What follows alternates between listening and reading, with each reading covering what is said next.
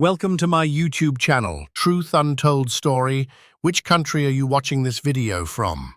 If you're new to the channel, don't forget to hit that subscribe button and turn on the bell for more emotional stories every day. A rich man got sick in public. What three poor boys did changed everything. Richard Dawson was a man who had mastered the game of life, at least from the outside. At just 52, he was the founder and CEO of Dawson Dynamics, one of the most influential tech companies on Wall Street. He owned 3 penthouses in Manhattan, a fleet of luxury cars, and a private jet that knew the skies of every major city in the world. Every morning, he stepped into suits worth more than some people made in a month. His shoes shined like glass, and his watch ticked with precision only Swiss engineering could offer. He was the kind of man people didn't just respect, they feared him. Boardrooms went silent when he entered. His decisions could move markets. His presence was power. On a crisp October afternoon, Richard walked out of the Havenbrook Hotel, one of the most luxurious spots in Manhattan. The air was cool, carrying the scent of roasted nuts from a vendor down the block and the ever-present hum of city traffic. He had just come from a high-profile merger meeting, another win under his belt. His assistant had offered to have the driver bring the car around, but Richard declined. "Let me stretch my legs," he said. "I haven't walked in days." He stepped out with a sense of confidence, checking his messages as he moved through the crowd. But within minutes, something shifted. He felt a strange tightness in his chest. It wasn't sharp at first, just a pressure, like something heavy pressing from the inside. He paused, blinking against the bright glare reflecting off the buildings. Then came the dizziness. His phone slipped slightly in his hand. The sidewalk beneath him wobbled as if the world tilted just slightly off-center. He tried to focus, but the faces around him became a blur. Sounds of honking and voices faded into a muffled hum. Richard staggered, one hand reaching for the edge of a lamppost. His vision tunneled. His breath came short. No one noticed. Everyone was in a rush, earbuds in, eyes down, minds elsewhere. He tried to call out, but no words formed. His phone slipped from his fingers and clattered to the concrete. And then, just like that, the powerful man fell. He collapsed forward onto the sidewalk with a thud. A few people turned their heads. Someone across the street glanced, hesitated, then kept walking. A young woman standing at the crosswalk looked, pulled out her phone, and began recording. Another man slowed down, peered at Richard's body, and muttered, "Probably drunk." Laughter from a passing couple floated in the air as they walked past, not even glancing down. No one knelt. No one asked if he was okay. He was invisible in his moment of need. He lay motionless on the cold pavement. The world buzzed around him like nothing had happened. A man in a $10,000 suit, unconscious, sweating and pale, was now just another figure on a New York sidewalk. His chest rose and fell in shallow waves. The chill from the concrete seeped through his clothes. A smear of blood formed where his face scraped the ground. Still, no one reached out. Taxicabs rushed by. A delivery bike zipped past his body, nearly clipping his hand. A group of teenagers walked past, laughing, too distracted by their own lives to notice. One man did pause, an older gentleman in a tweed coat, but after a second, he too moved on. "Not my problem," he whispered under his breath. The phrase might as well have been the anthem of the moment. Richard's body trembled slightly. Inside his chest, his heart was screaming for help, but his mouth could barely move. For the first time in years, fear took hold. Not fear of business loss or scandal, but fear of dying alone, on a sidewalk, with no one to care. The sky above him darkened as clouds rolled in. The city didn't stop. It never did. Not for him, not for anyone.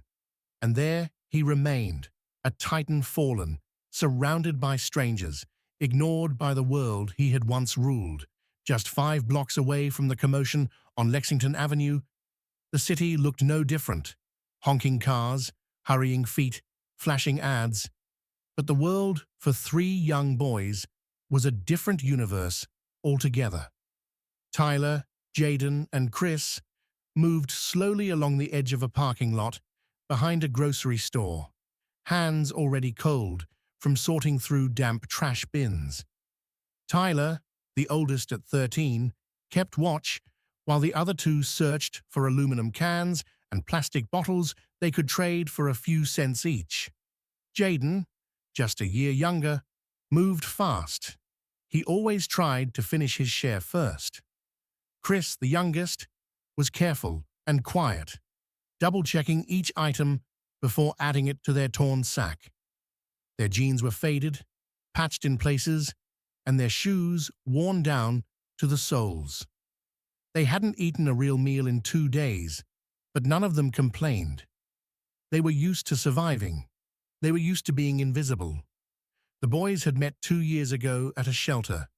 Over time, life had pulled them away from any systems meant to help. Now, they lived together under an overpass near the river, where cardboard and blankets formed their nighttime refuge. There were no parents, no teachers, no rules, only each other. As they rounded the corner of the block near 54th Street, Jayden paused. He looked across the street and narrowed his eyes. There was a man lying on the sidewalk, motionless. He wasn't tucked in a corner or resting against a wall.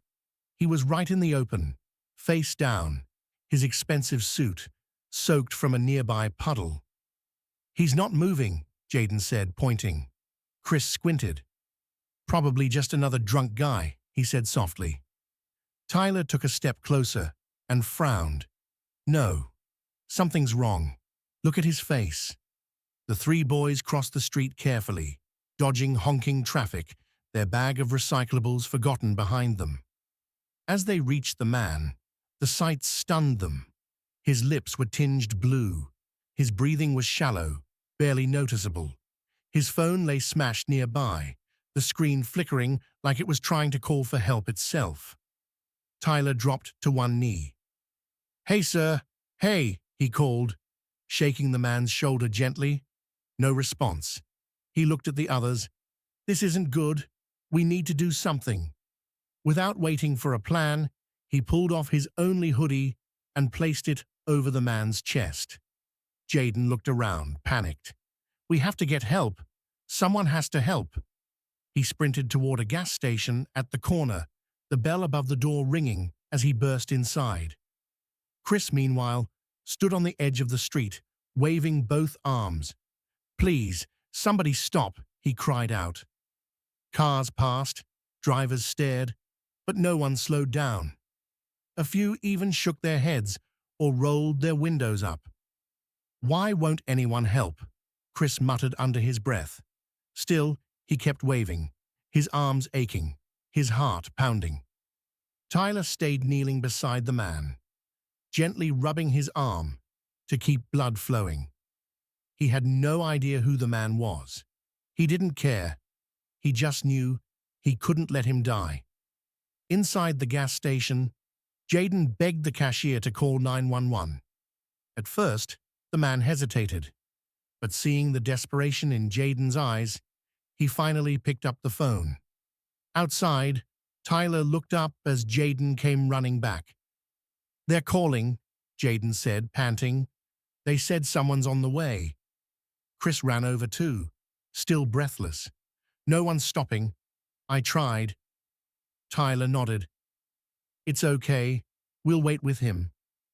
The boys didn't leave. They didn't flinch.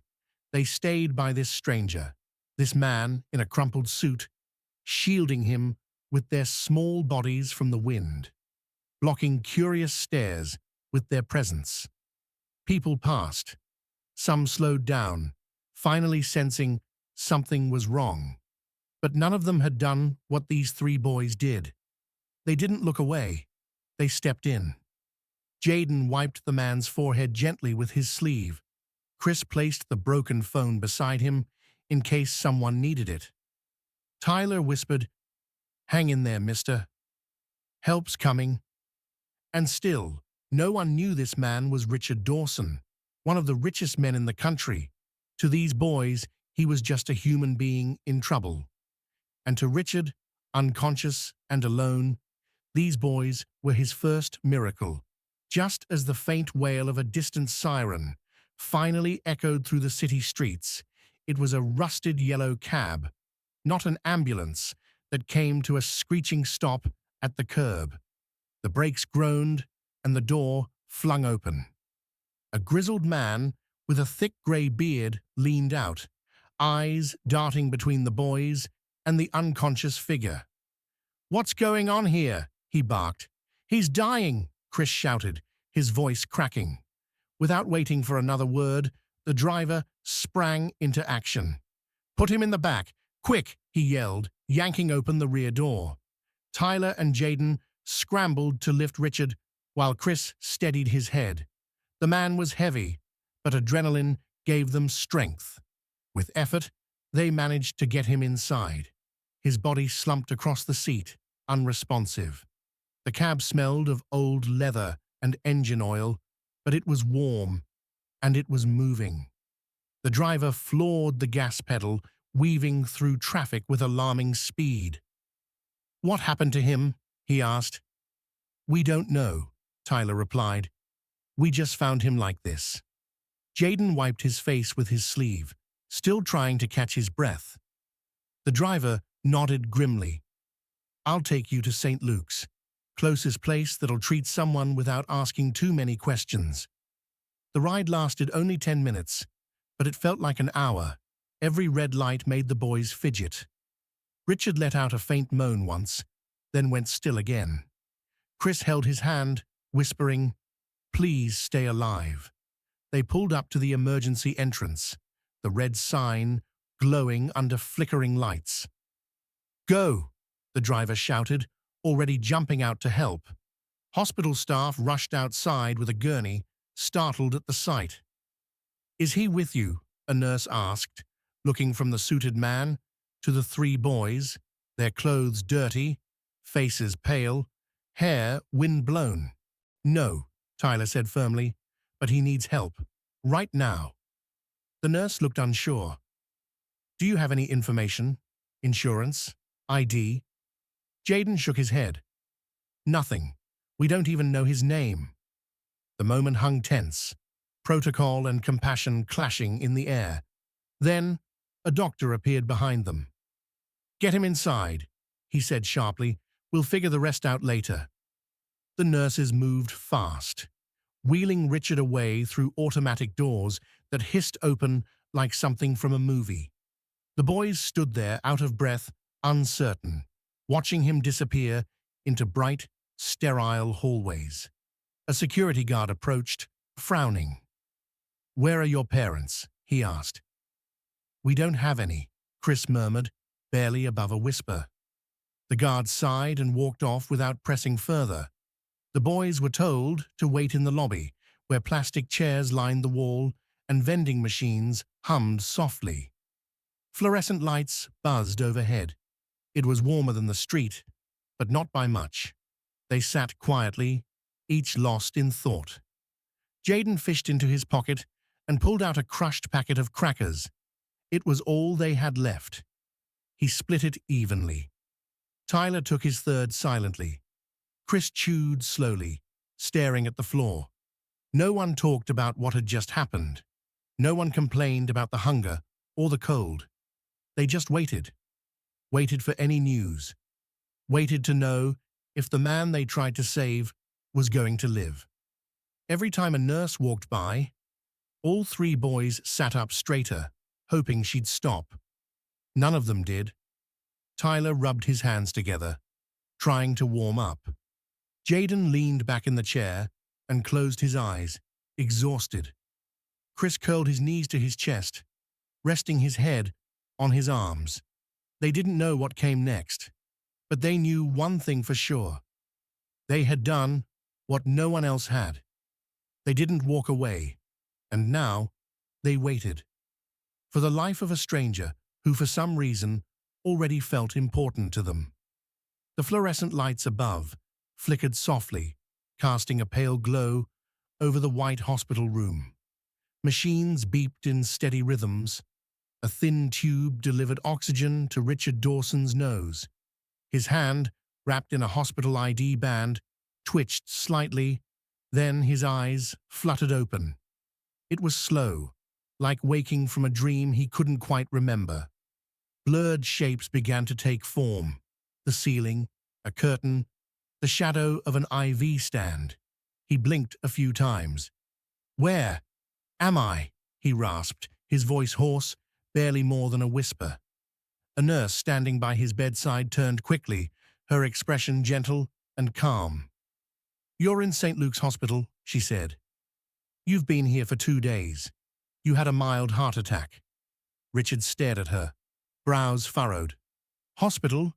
I was outside. Midtown. I don't remember." "That's okay," the nurse said softly, adjusting his blanket. "You collapsed near 54th. You were unconscious when you arrived." He turned his head slightly, wincing at the stiffness in his neck. "Who brought me here?" The nurse gave a small smile and pointed toward the window. He slowly turned his gaze. Outside, beyond the glass, under a grey sky and bundled in threadbare clothing, 3 boys sat on a bench. They were sharing what looked like a single muffin, taking tiny bites. One had his arms around the other 2 for warmth. Their shoes were soaked from the rain. Their heads leaned against each other, like brothers trying to stay awake after a long night. Richard blinked again. "Those kids." She nodded. "They found you, called for help, rode with you to the hospital. They've been waiting ever since." A silence settled over the room. Why would they help me?" he asked, more to himself than anyone else. The nurse sat down beside the bed, her voice low but full of meaning. "Because they saw a man who needed help, and they didn't walk away." Richard's mouth opened slightly, but no words came. The nurse continued. "The ER nearly turned you away at first. No ID, no insurance. You were unconscious, unknown, but those boys didn't leave. They begged, demanded. The doctors listened." He sank deeper into the pillow, his chest rising slowly with every breath. He stared back out the window. The boys weren't like anyone he knew. They didn't wear suits. They didn't have phones or drivers. They weren't here for money or recognition. They had nothing and gave everything. "They waited 2 days?" he asked. The nurse nodded. "Haven't gone far. Just the bench, sometimes the lobby. They sleep sitting up. We've tried offering them food, but they keep saying they're fine, that they're just waiting for you to wake up." His eyes stung. He tried to blink it away, but the truth hit harder than the heart attack had.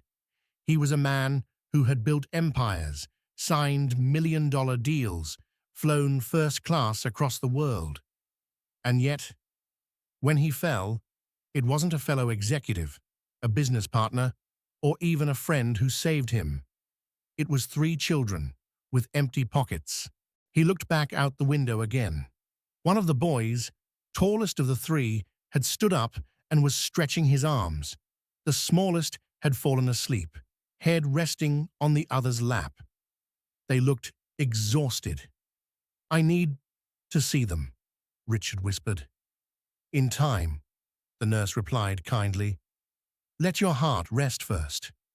He lay still for a moment, listening to the machines around him. Each beep echoed louder now, not just a monitor, but a reminder, a rhythm of life, given back to him by strangers. "I owe them," he murmured. The nurse smiled. rising from her chair. "You owe them nothing. They didn't do it for a reward." And somehow, that made it hit even deeper. He closed his eyes again, not from exhaustion, but from something else. Humility, grief, gratitude. Outside, the sky started to clear just a little. The sun peeked through a break in the clouds, landing softly on the bench, and on the boys who had changed everything. By the next morning, Richard had enough strength to sit up. He'd barely slept, his thoughts tangled with the image of the 3 boys who had saved his life. The hospital room was quiet, except for the steady beeping of monitors and the occasional chatter of nurses outside. But Richard only heard the echo of his own guilt. He asked to see the boys. The nurse smiled gently. "They're still outside. I'll bring them in." A few minutes later, the door creaked open. The 3 boys stepped in slowly, huddled together like they weren't sure they belonged. Their shoes left tiny, wet marks on the hospital floor. Their clothes were the same, tattered, oversized, and layered for warmth. Richard's eyes met theirs, and for a moment, no one spoke. Then he cleared his throat. "Come in, please."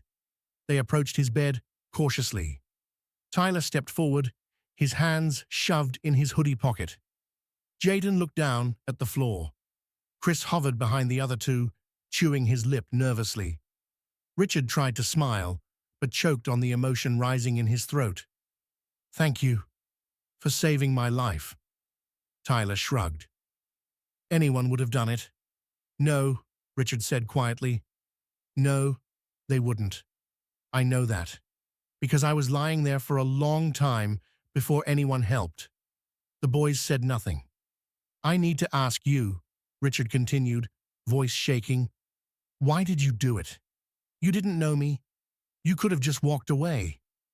Tyler met his gaze for the first time.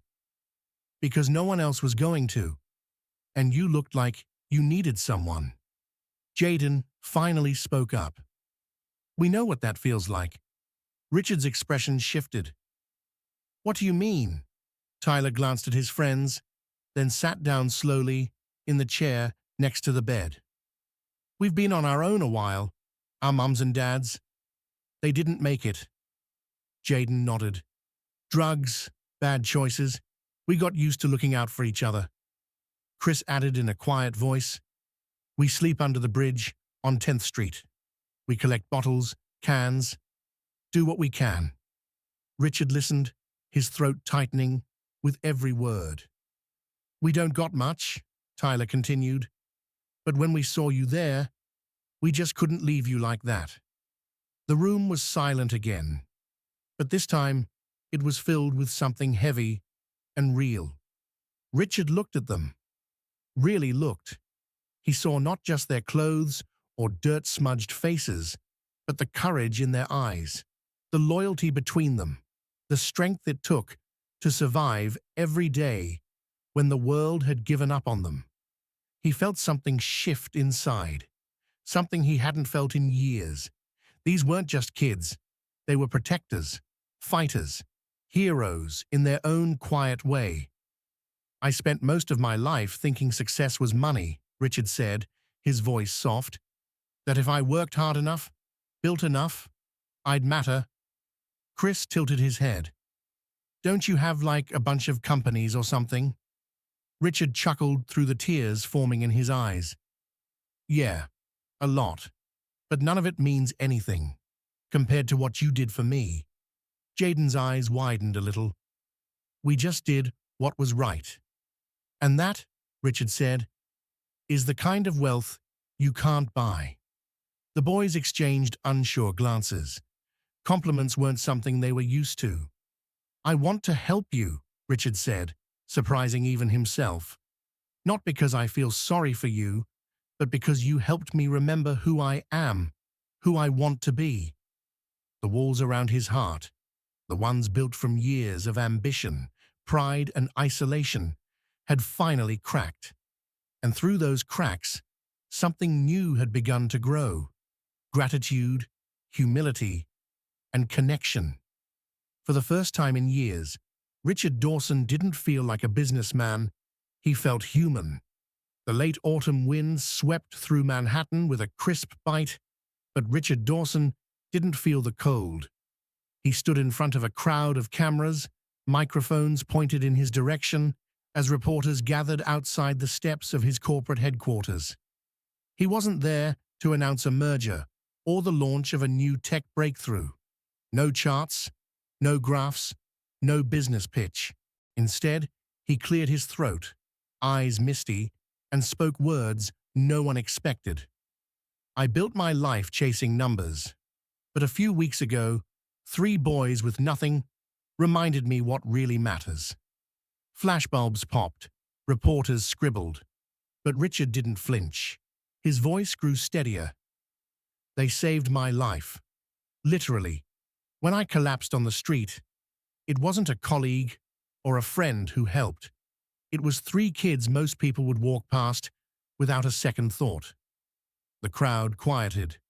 I owe them more than thanks. I owe them everything. Behind him stood Tyler, Jayden, and Chris, each cleaned up, wearing collared shirts, jeans without holes, and expressions caught somewhere between nervous and proud. Their hands clutched each other's tightly, unsure of how they'd become part of something so big. Richard turned to them and gave a small nod. That's why today, I'm proud to tell you, they're not just the boys who saved me. They're my sons. A hush fell across the crowd. He continued, voice thick with emotion. I've adopted Tyler, Jayden, and Chris. They have a home now, a family, and more than that, they have a future. The boys looked at each other, eyes wide.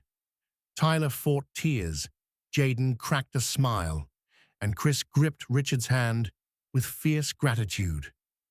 But this isn't just about them, Richard said. There are thousands of kids out there, homeless, forgotten, trying to survive the same way these boys did. That has to change. He stepped aside, revealing a banner behind him. Hearts First Foundation. A new beginning starts today, he declared. We're launching Hearts First, a foundation dedicated to supporting homeless youth across the country, with shelter, food, education, and hope. Applause erupted.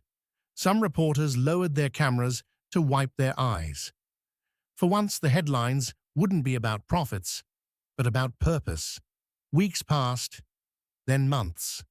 The boys moved into Richard's brownstone in the Upper West Side. They had their own rooms, warm beds, and a dog they named Lucky. School was tough at first. They'd missed so much. But every morning, they walked through the front doors of Jefferson Middle School wearing clean uniforms, new backpacks, and the knowledge that someone believed in them. Tyler found he liked science. Jayden had a knack for writing. Chris made the basketball team, despite being the smallest on the court. Their laughter echoed through the halls of a house that had once been quiet and cold. Richard was no longer the man who shut himself off from the world. He read them bedtime stories. He attended parent-teacher meetings. He learned to cook, badly, but the boys always ate every bite with a smile. He watched them grow, not just in height, but in confidence. Sometimes at night, he'd sit in the living room, a book in his lap he never turned a page of, just listening to them laugh upstairs. In those moments, he'd whisper to himself, "They didn't just save my life, they saved my soul." And he meant it. Hearts First expanded fast. Shelters opened in 5 cities within the first year. Donors came in droves, volunteers lined up. But Richard never let the mission become just another business. Every decision was guided by the memory of that day, when 3 kids with nothing gave him everything. Tyler once asked him, "Why did you pick us?" Richard smiled and answered, "Because when no one else saw me, you did. Now it's my turn to see the ones everyone else forgets." The past couldn't be changed, but the future was wide open. And for Richard, Tyler, Jayden, and Chris, it was just beginning.